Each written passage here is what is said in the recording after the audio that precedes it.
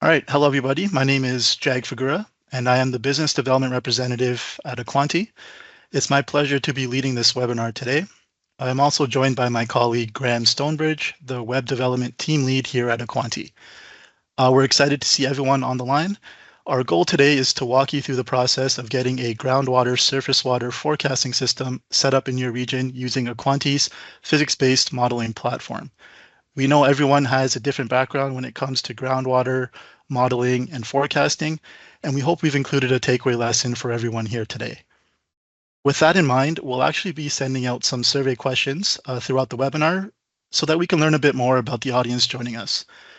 As a start, we're hoping people can respond to the survey that should appear in the chat right now, just to tell us more about the organization you work for and what your professional role is.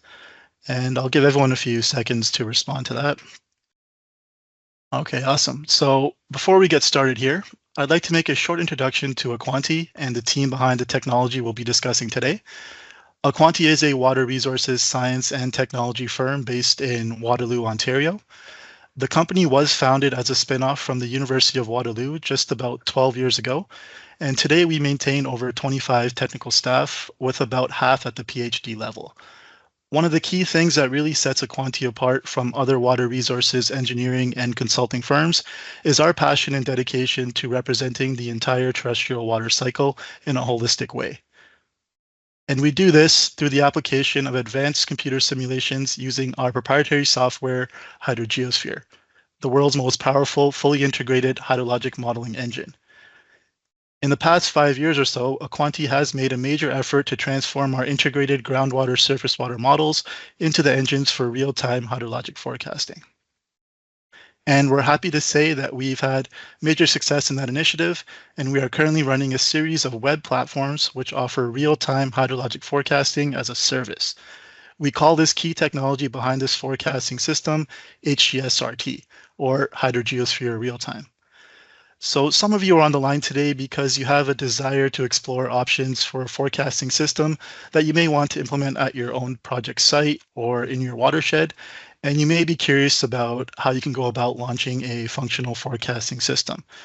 And so today we're going to provide you with the information you need to bridge the gap between the basic idea of hydrologic forecasting and the end goal of producing actionable insights to inform the decision-making process and impact the way that you manage water resources. The overall goal of this webinar today is to introduce you all to this powerful technology, HGSRT, and how it can be leveraged by your organization to augment existing hydrologic forecasting initiatives. And to meet that goal, we'll try to cover 4 key objectives. We'll start with a few words about the importance of groundwater surface water interactions and a fully integrated approach to forecasting the entire terrestrial water cycle, not just streamflow or precipitation. Our second objective is to demystify the steps involved in setting up a physics-based groundwater surface water forecasting system, highlighting some of the technical hurdles Aquanty had to overcome to make this system work along the way. But the real focus here will be on how we can make this system work for you. And our third objective is to share some of the specifications of that system so that potential users can better understand exactly what the system offers in terms of forecasted hydrologic variables, forecast horizons or duration, and forecast skill. And finally, we'll share some of our success stories with this service and show you a few examples of where HGSRT is already up and running and providing value to our users. So now we're all familiar with the water cycle and how water falls from the sky as rain or snow, and much of that water gathers into small streams that merge into larger streams and rivers and flow back out into the sea. Solar energy then drives evaporation, causing water vapor to rise into the atmosphere, form clouds, and eventually fall back down to Earth as rain. What is sometimes overlooked is that water which doesn't directly evaporate or run off into the surface flow network will infiltrate into the ground, becoming groundwater. Since groundwater is out of sight, it's often been out of mind for water resources engineers, flood and drought forecasters, decision makers, and policy analysts. But the fact is, in almost every watershed around the world, groundwater feeds back into streams, providing base flow and contributing to a significant portion of the total volume of water in streams and rivers. So why is this important? Well, for water resources professionals who study the water cycle, and especially those who rely on numerical models for decision making, there has historically been this imaginary distinction between groundwater and surface water. There are practical reasons for this distinction. In many cases, looking only at groundwater or surface water is sufficient and totally reasonable. A totally reasonable approach to answering specific questions. Using the right tool for the right job. But another very real practical consideration that promoted this distinction between ground and surface water was the lack of computing power to properly simulate fully integrated groundwater surface water systems. But computers have come a very long way, and this lack of computing power is no longer an issue. We know that it's all the same water moving through this global cycle, and under a changing climate, the interaction between groundwater and surface water becomes a critical component in water resources decisions and policies. This is what makes Aquanty's fully integrated and physics-based approach to hydrologic modeling so powerful. So the importance and impact of groundwater surface water interactions vary across different scales. In the next few slides, we wanted to highlight some key topics of study or water management challenges at different scales to underscore the importance of these interactions. At a regional scale, for example, at the scale of river basins or watersheds, groundwater surface water dynamics have an important role to play for effective aquifer management and the sustainable use of groundwater resources. Groundwater provides drinking water to about 1/3 of all Canadians and about up to 80% of the population in rural areas. In order to effectively monitor and regulate groundwater extraction and use, it is absolutely critical to understand the quantity of water flowing into our aquifers. This is typically known as groundwater recharge. The image presented here is from a study conducted by Aquanty in the Athabasca River Basin, illustrating the interactions between surface water and groundwater, represented by the spatial distributions of net exchange flux and their seasonal variations. Shown in red are regions where infiltration is occurring, or an influx of water into the groundwater system. Areas in blue are experiencing exfiltration, or the discharge of water of the groundwater into the surface. At the watershed scale, and speaking in very general terms, the net difference between infiltration and exfiltration essentially represents the total quantity of groundwater which can be extracted sustainably without causing long-term deficits in groundwater resources, which is sometimes referred to as groundwater mining. On the opposite side of the coin, groundwater is a significant contributor to surface flow systems. In many cases, groundwater provides the critical base flow which allows rivers and streams to continue flowing, for example, during dry summer months. In our study of the Athabasca River Basin, we determined that groundwater contributes up to 63% of total flow in the Athabasca during low flow seasons. This base flow is absolutely critical for ecosystem health and maintaining sensitive aquatic habitat, especially during periods of drought. And as I stated, over the next few slides, we'll be discussing the benefits of hydrologic forecasting at different scales and over different time periods. And we'd love to learn more about how important these different potential applications are for you. So we have another quick survey for you here. I'm just asking on a scale of 1 to 5, how much of a concern is drought forecasting to your organization?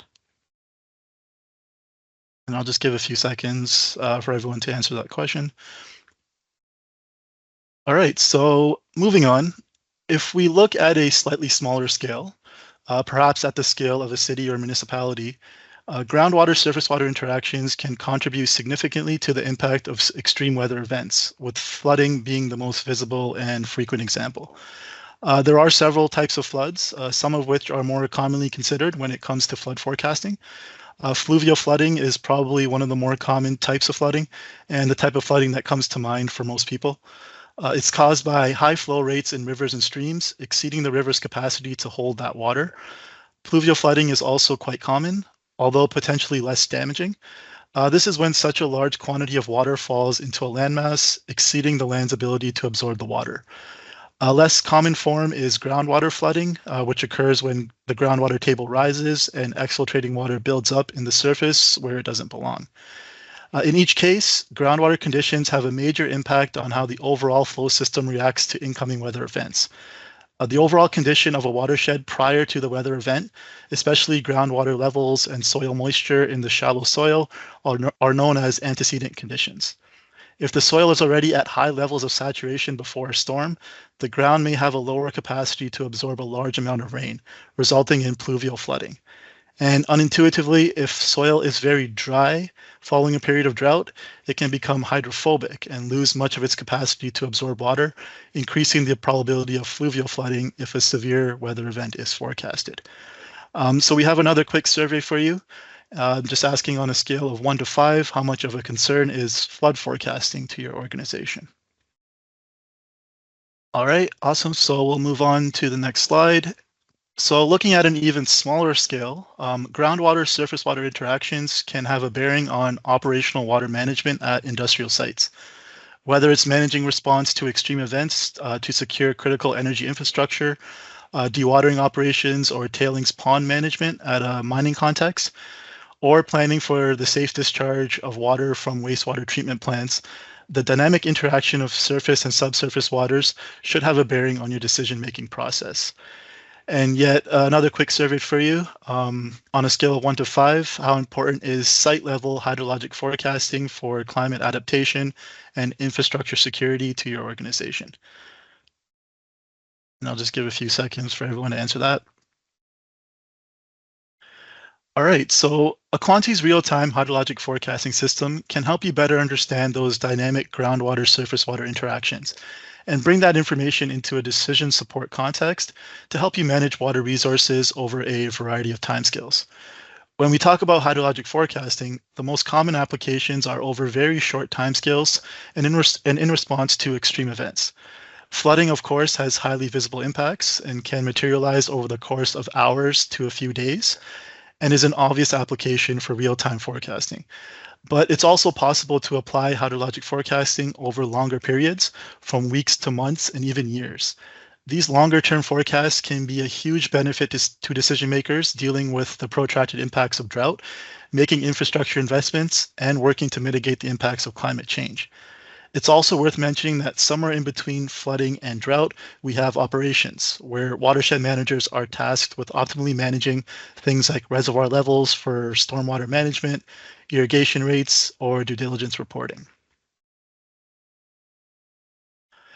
The importance of groundwater and surface water interactions has been a cornerstone of Aquanty's mission since our founding, and we have consistently championed this cause over the years. We are happy to see this critical issue beginning to gain recognition among policymakers, even at the highest levels of government. In fact, our Director of Research, Stephen Fry, was recently invited to present this message to the House of Commons Standing Committee. A quote taken from this presentation states, "As climate change continues to impact surface water, groundwater is becoming increasingly important to agriculture and ecosystem productivity. Yet, initiatives currently proposed to address water resources in Canada ignore groundwater. To underscore the importance of groundwater in many rural areas and First Nation lands, it is often the sole source of water for both people and livestock." This quote highlights the importance of groundwater when addressing water resource issues, and it's critically important that this message is being received now as countries worldwide continue to face increasing water stress.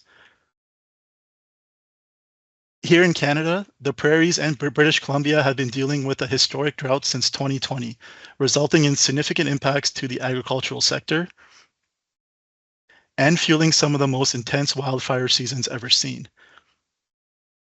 We've also seen a major impact that dry antecedent conditions can have on flood severity, with the 2021 Abbotsford flooding being intensified by earlier wildfires, which impacted the infiltration capacity of soils.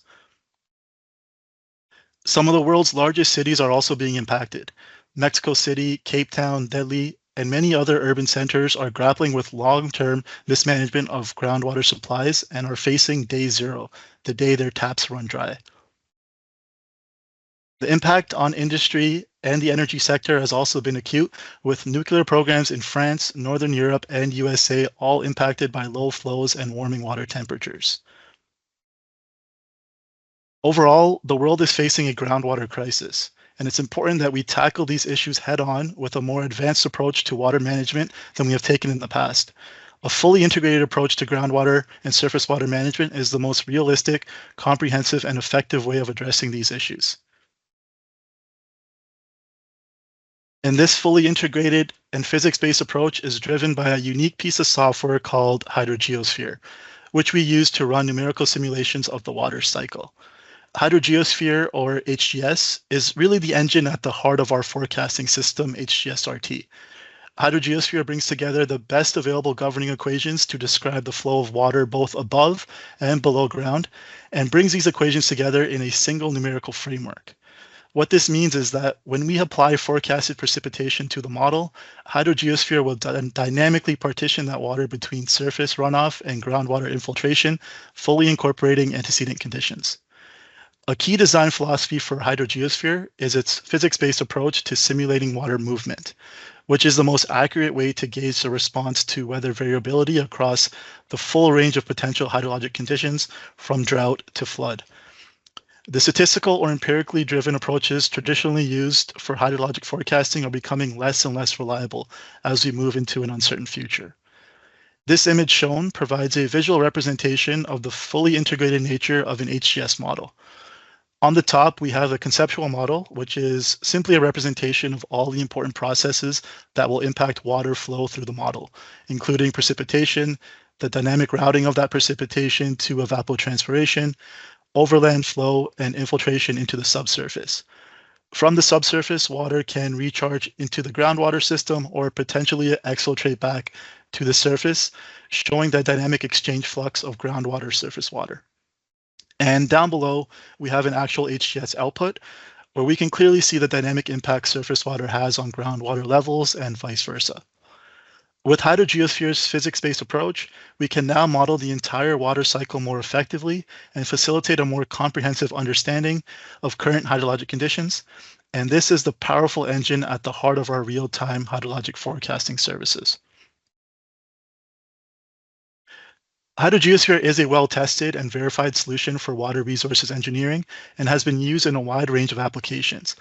The different applications we'll see here don't fit into the context of real-time hydrologic forecasting, but it's important to know that the engine at the heart of the forecasting platform has been widely accepted by the scientific and engineering community. So in this slide, we just want to highlight some of the many applications of HGS to a wide variety of different use cases, including climate change and water resource scenario analysis at the watershed and continental scale, mine operations, closure design and permitting applications, hydrology in mountainous and agricultural catchments, hydraulic and tracer experiments for site characterization, solute transport applications including wellhead protection planning and source identification, design and risk analysis for deep geological repositories for nuclear waste materials, and saltwater intrusion and hydrology of coastal aquifer systems. While most of these individual applications are not well suited to real-time operational forecasting, they give you a sense of what the underlying hydrologic engine is able to do. But the HGSRT technology that we are presenting today offers many benefits for catchment or watershed scale water resources management.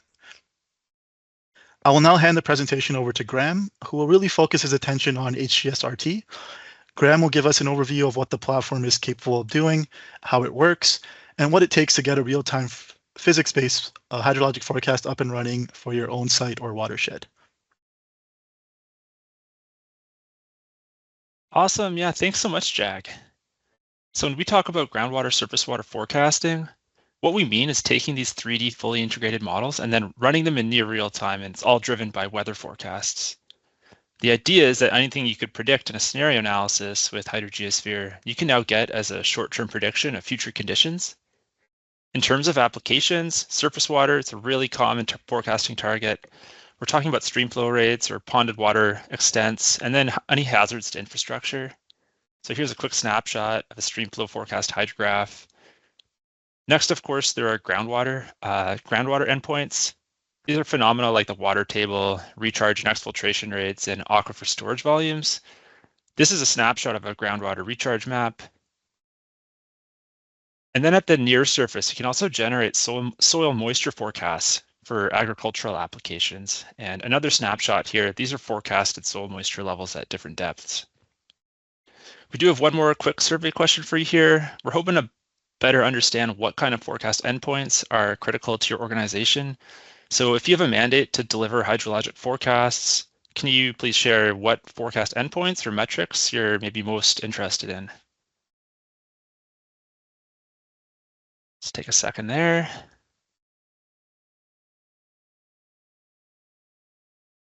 Thank you.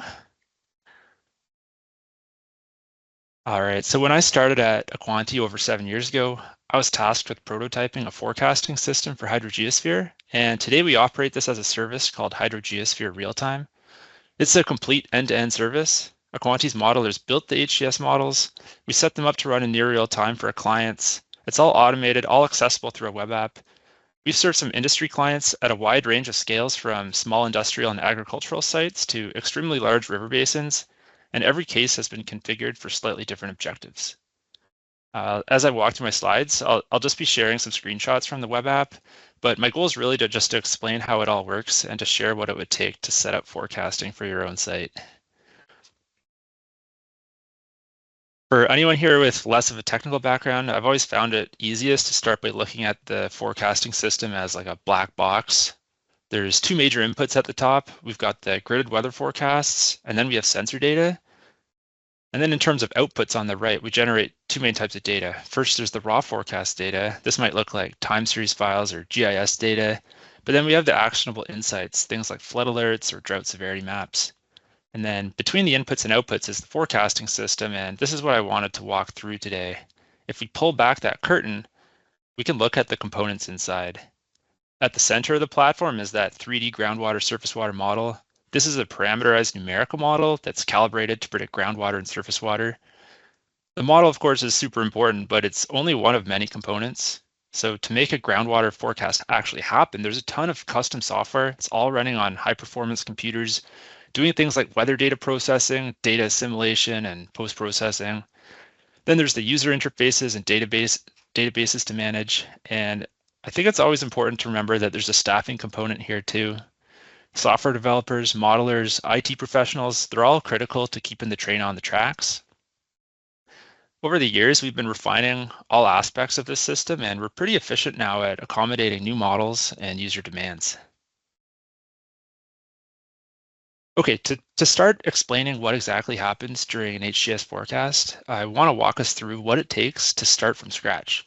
It's a fairly standard process now, and it all starts with building a HydroGeoSphere model of your site. And the first task is to select your region of interest and decide what you actually care about modeling.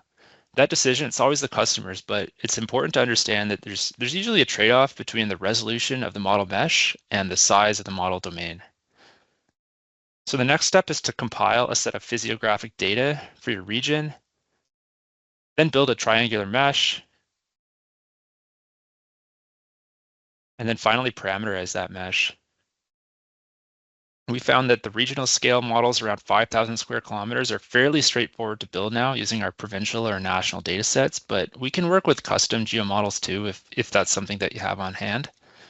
And then the final step is to calibrate your model, and this can be a multivariate calibration leveraging the fully integrated nature of our models, but it really just depends on the use case and the data that you have available. One really important point here, that the biggest challenge is having the experience and knowledge to do all of this efficiently. It used to take a thesis level effort to build just a single one of these models, but a lot of the construction tasks are automated now in-house. Once we have that calibrated model, we'll spin the model up to the present day to get the best possible representation of current conditions. And what I mean by spin up here is to take the model from that arbitrary starting point and push it towards real world conditions by forcing it with the best available estimates of precipitation, snowmelt, and potential evapotranspiration. We usually start with a reanalysis data set like AIR5 for long-term spin-ups, but once we get closer to the present day, we'll usually switch over to near real-time snow and precipitation analyses so that we can stay as current as possible. And you can see on the right here a hydrograph from one model spin up. This station's gone through 3 separate spring freshet events to spin up to present date. There's a couple challenges here to note. The boundary forcing fields for HGS models usually include potential evapotranspiration, snow melt, and liquid precipitation. Especially with snowmelt in Canada, this can be a challenge to estimate, and we run a custom snow model over every grid point in our weather forecast domain. For PET, we use the Penman-Monteith for calculations. It's also a fairly intensive calculation involving a lot of weather forecast data files. And it's also important to account carefully for a few time-varying material properties. Here in Canada, again, soil freezing is often important, and we scale the superficial hydraulic conductivities and friction coefficients when we think the temperatures are sufficiently low. The other big one is leaf area index, which we know changes throughout the growing season. So it's a matter of updating that value in near real time as you go throughout the year. Cool, so the next step is to connect to any available real-time sensor data. These can be stream flow rates, which are pretty common, but we'll also ingest data from soil moisture sensors or water wells if that data is available. An obvious takeaway is that the more real-time data, the better, even just to contextualize your model outputs, but we can also run forecasts in regions where there's no real-time data at all, and that's like a huge advantage. A lot of our current users have data stored in what's called a WSGI database, and we're connected to those APIs. We also connect to the Water Survey of Canada and the USGS. In a couple cases, we've written custom downloaders for non-standard data sources. Like these are usually privately hosted websites. It's not really a challenge to get set up with a new input data set. But the biggest challenge here, if we're actually using any of this data in the forecast generation, it's quality control, and we apply some rigorous checks to filter any non-physical outliers, which are actually fairly common. All right, every HGS forecast has to start with an initial model state that describes the current condition. And for an HGS model, the initial state is defined by the hydraulic head at every single node in the mesh. And for some models, this can be over 1 million head values that you have to estimate. So doing a robust model initialization is extremely important. HGS models groundwater using the variably saturated Richards equation, but this equation becomes extremely nonlinear in the Vados zone. And to mitigate this nonlinearity, HGS uses an adaptive time stepping scheme to ensure that the solver always converges. But if you have any non-physical gradients in your model state, say from assimilating a bad data point, your model is going to take a really long time to solve. And this is not great for forecasting applications. And so with that in mind, we have to be very careful in ensuring that our model states are physically realistic. We can do this in 2 ways. So the first is to take the model state directly from that continuous spin-up, which I previously described. Any model state that HGS generates in its spin-up is effectively guaranteed to be stable. And at the same time, you also benefit from all the assimilated weather radar, snow data, and gauge data, like rain gauge data in those analysis products. But the other way is to try to assimilate observational data to push your model state towards the observations. We use a patent pending approach for this, and it works by taking a database of over 1,000 stable and diverse model states and then selecting the one that is closest to your observational data. So with that spun up calibrated model and a good initial condition, we now have to process the boundary forcing data for that forecast. And we do this by downloading and converting gridded weather forecasts as soon as they become available. And depending on the client's needs, we can process a range of weather forecast products. Our workhorse is GEPS, the Global Ensemble Prediction System, which is, it's global and it's an ensemble. So using this, we can run forecasts anywhere in the world at 7 to 39-day lead times and in a probabilistic manner. We can also run 6-month forecasts using NOAA's climate forecast system. This is useful for drought outlooks and for water budgeting. And then for mid and end century climate projections, Aquanty has downscaled some climate projections for all of Canada using WRF. And this lets us run projections of how stream flow and groundwater are expected to change under different climate scenarios. It's also possible to ingest other weather data feeds. We've previously worked with HRRR, which has an hourly update cycle. And this would be for clients who really cared about, say, convective storm impacts. But I really can't stress enough how much of the effort that goes into forecasting is tied to processing the weather forecasts. All the tasks like automated downloads, calculation of PET and snowmelt, bias correction, downscaling, archiving, all that, a huge amount of our developer time is tied up in nailing down these processes They guarantee that reliability and accuracy. And what that means is that any subscription HGS forecast is going to take advantage of these in-house processes, and you don't have to reinvent the wheel from scratch.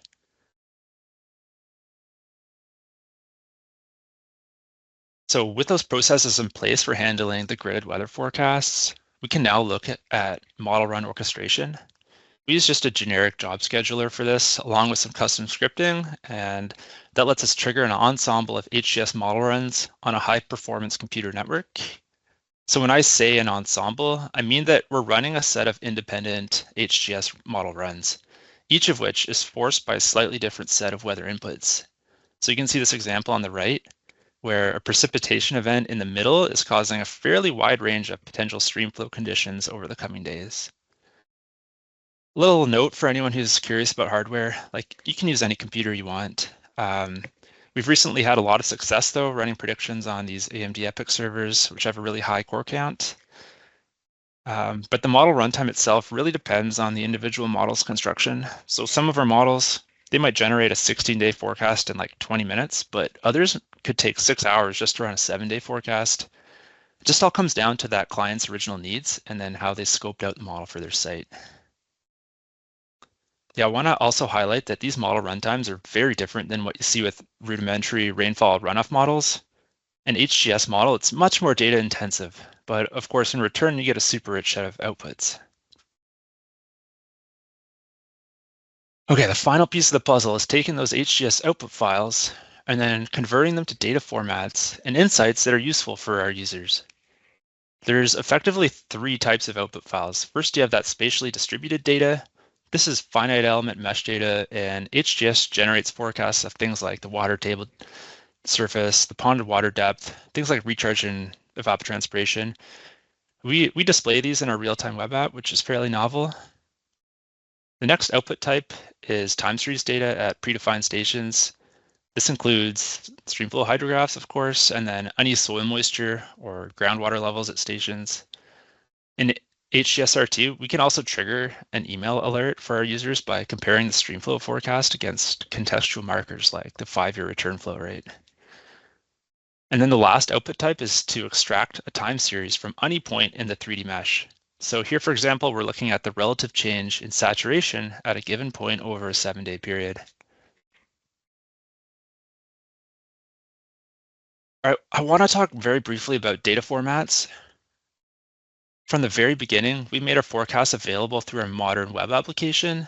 It's kind of unique in that it's secure, accessible, responsive, and it gives the organizations the option to privately lock down access to their forecasts. That's a huge value to an organization that's getting started from scratch. But for organizations who already have internal computer systems, we're starting to offer our technical data feeds in some more standardized formats so that you can import the data into your platform. So the very first format we added was the DSS time series format so that users can take our forecast hydrographs and run them through HECRAS for inundation modeling. We can also convert our 3D subsurface forecasts to NetCDF format to visualize in QGIS. We can export any time series in a format that Delfuse can ingest. And then finally, we're exporting our forecast time series into the ZRXP format that lets Whiskey managers import data directly into their database. So this list of data formats is continuing to grow. And if you can think of any other formats that you use at your organization, I'd love to hear from you in the chat or by email or whatever, just so we can plan to meet your needs. So earlier on, I talked about the different types of gridded weather forecast data that we ingest, and I just wanted to go through the list of forecast types again, but with more of an applications focus.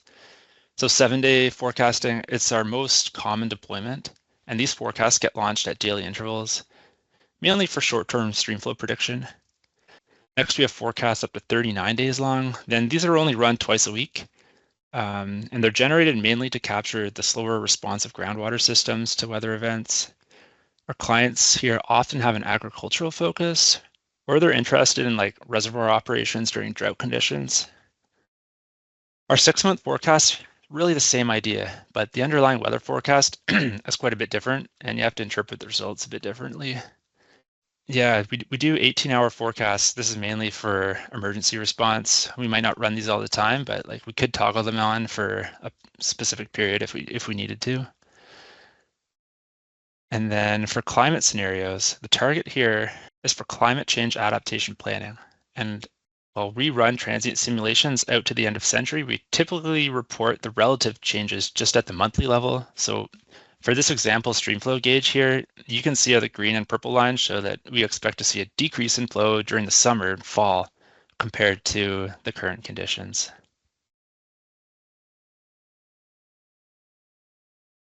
Okay, now I want to walk us through some example deployments of HGSRT forecasting, and my hope is that at least one of these applications is going to resonate with you. We're going to start at the site scale and then work our way up.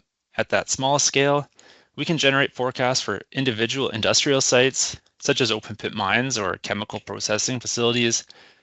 These are sites where you typically have very well characterized geology and good LiDAR data to work with. I can't really share specific industrial deployments for privacy reasons, but I've just included this generic open pit mine photo on the left. But what I can share is a snapshot from a very small agricultural site we run. We're using HGS to forecast the discharge from individual tile drains, and that's using a 1 meter resolution mesh. That's very novel, and like the takeaway there is that we can help you run forecasts for this type of site with an exceptional level of process fidelity if you have the data to support it. All right, we can step up a scale now. This is a First Nation site in Manitoba where we're operating forecasts for a 127 square kilometer model at 45 meter resolution. This resolution can be useful to look at processes like dynamic wetland interactions. I find this deployment actually kind of interesting because there's no active streamflow or groundwater gauging on site, and the objective was to help the residents see in real time how things like groundwater and streams are responding to weather events. So you can see that groundwater level changing there dynamically. We're getting into the regional watershed scale here at 4,000 square kilometers, and the South Nation Conservation Authority has been one of our beta testers like from the very beginning. Modelers at South Nation ingest our streamflow forecasts in that HECRAS DSS format, and they use these to drive their inundation models. And this is also one of our first climate scenario applications. We fed their model data from a few different climate projections and then showed them how streamflow is expected to change. The managing director at South Nation, Sandra, she's really forward-looking and lent us this great quote that I'll share. HydroGeoSphere is one of our main tools to protecting people and property. It provides a comprehensive view of our watershed status with real-time data, which is critical to forecasting potential floods that could result from upcoming weather events. So thanks, Sandra, for that. And the largest model size that we currently operate is getting into that provincial scale. In this example, we're running forecasts for agricultural users in the Assiniboine River Basin. This covers a good chunk of Manitoba, Saskatchewan, and North Dakota. It isn't just a single model, though. There's actually 15 boundary link models here, each with about a 200 meter mesh size. And in total, there's 15 million finite element model nodes combined. And all of the models run together in parallel on a single 96 core server. So this is like really pushing the boundary, or at least it was a couple of years ago. So pretty cool application. Our partner at the Manitoba Forage and Grasslands Association, Duncan, had another great quote that I'll share.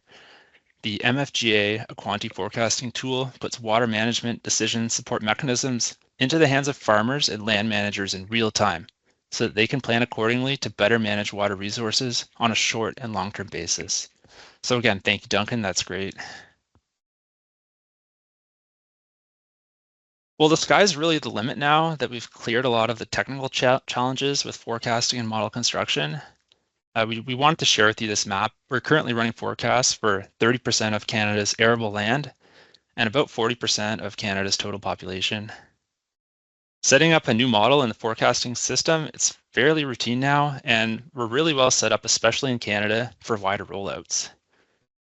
So knowing a little more about where Aquanty is currently offering our forecasting services, we're keen to know if the attendees today are located in these areas, and if not, We're still curious to know where you're calling from so that we can better understand the need for these forecasting services in different areas. So here comes another short survey question. Where are you calling from, and like what study area are you most interested in? Great, great. So I had one more case study that I wanted to walk through today. In Waterloo, there was a lot of media coverage of the Hurricane Beryl passing through the region and dumping up to 6 centimeters of rain over a short period. So of course, this storm got picked up by our real-time forecasting system, and we can explore the event first by looking at the time series of meteorological forcing data in the app. This one station that I picked, Laurel Creek, it's the closest gauge to the Aquanty office. There you go.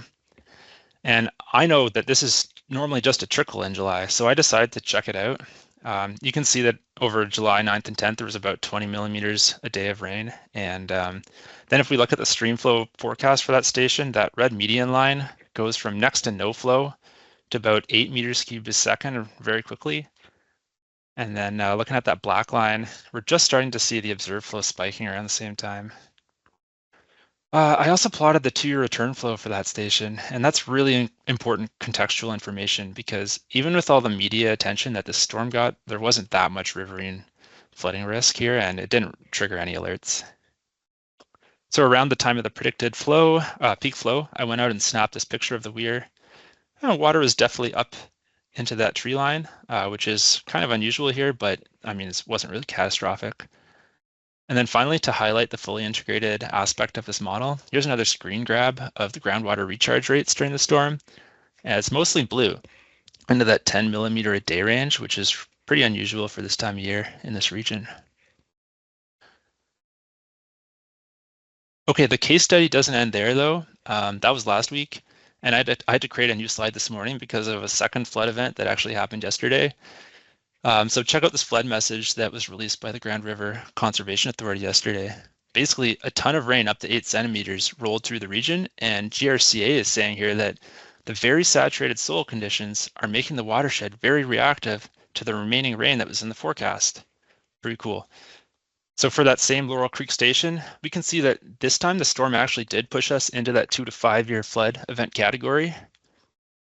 And then on the right here, the media had just had another field day reporting on the localized flooding that happened in the area. So what's interesting to me for this storm is that unlike Hurricane Beryl, where we had that multiple day advance notice, this was a highly localized convective storm event that the course resolution 7-day JEPS weather forecast had a pretty much little chance of predicting with so much or with so little advance notice. So for instances like this, if a client was really concerned about predicting convective storm event impacts, we would usually push their model to get set up with a different forcing data set like HER that can resolve convective storm events more accurately. Okay, moving on. The last question that everyone always asks is how good are the forecasts? And for anyone who runs forecasts, this is a really important question to be able to answer.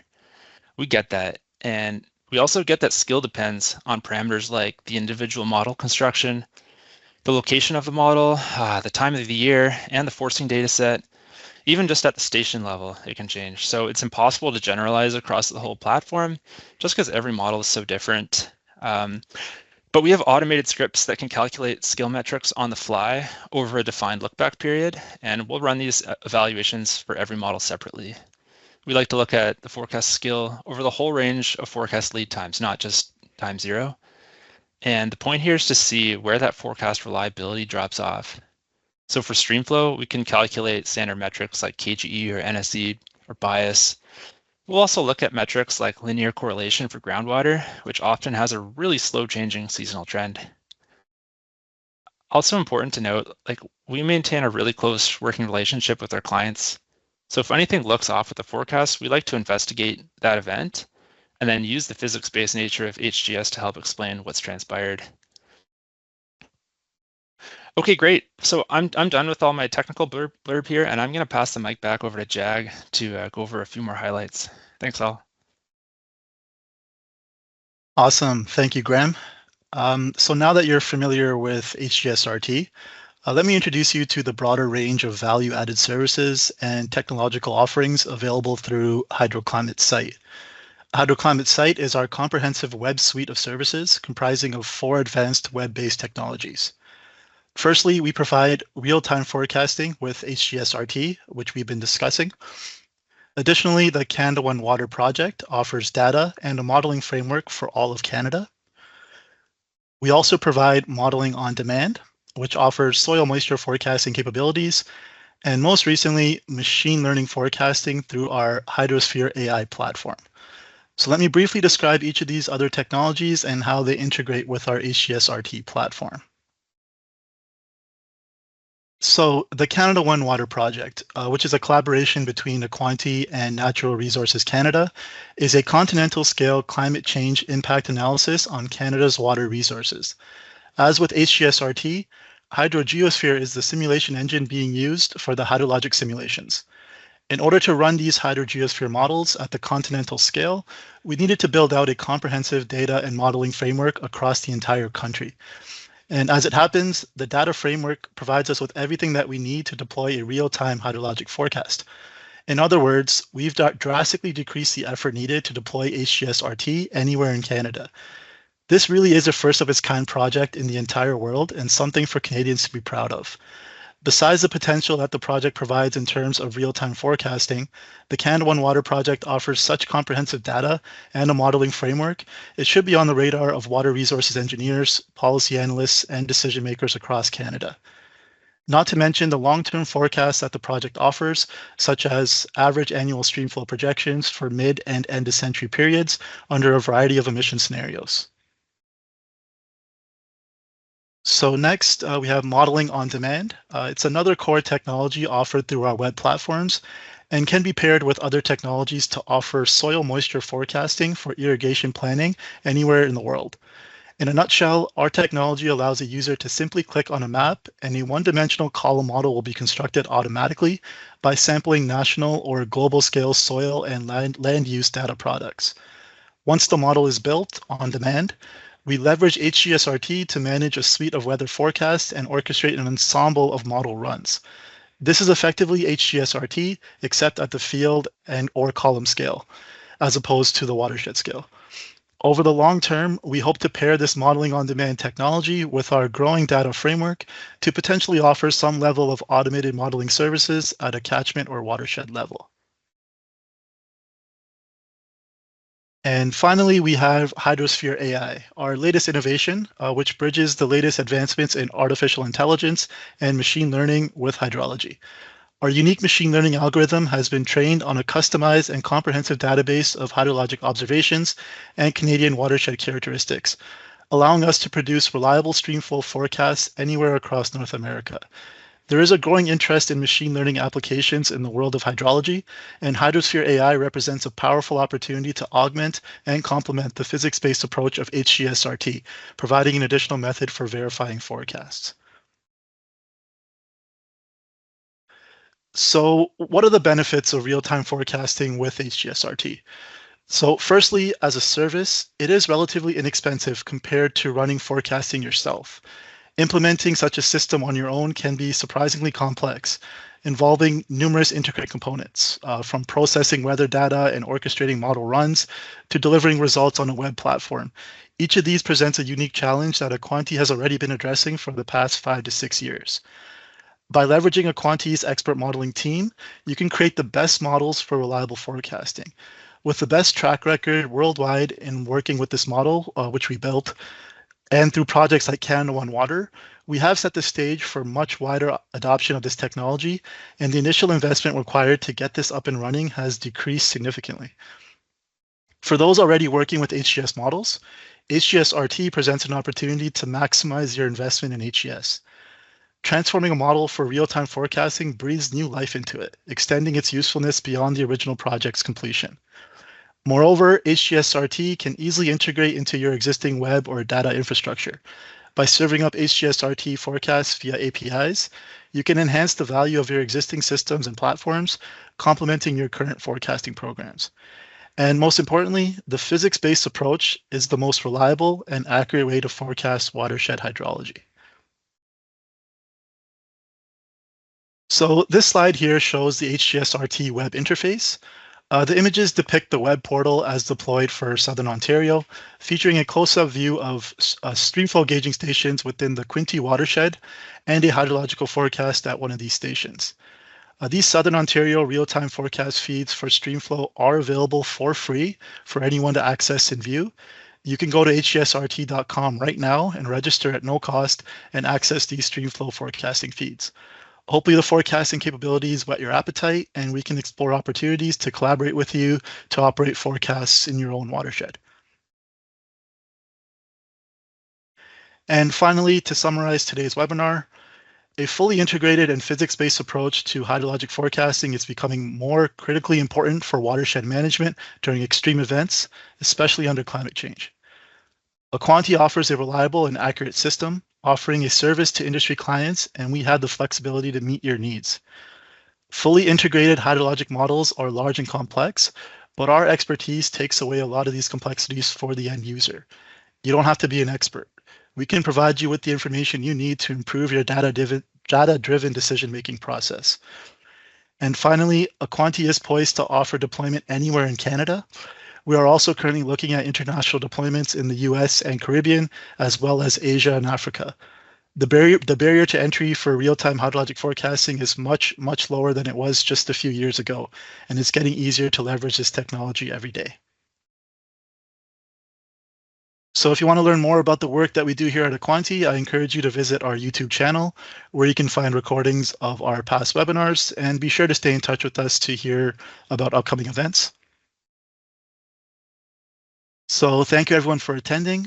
Feel free to reach out to us if you have any follow-up questions or visit our websites for more information.